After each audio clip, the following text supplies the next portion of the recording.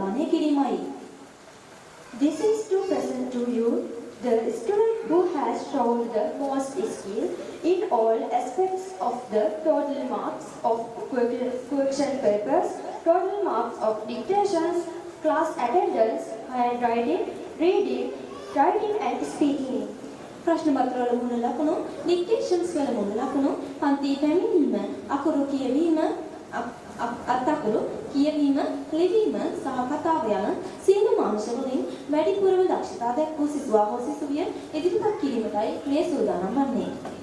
So, the year 2024 has been selected as the grade 11, the best student of the year.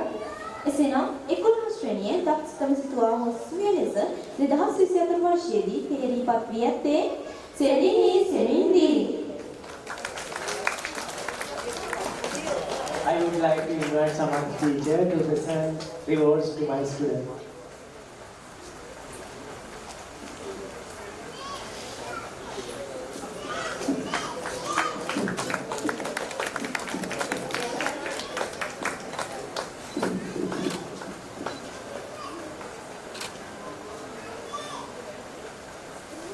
Thank you very much, teacher.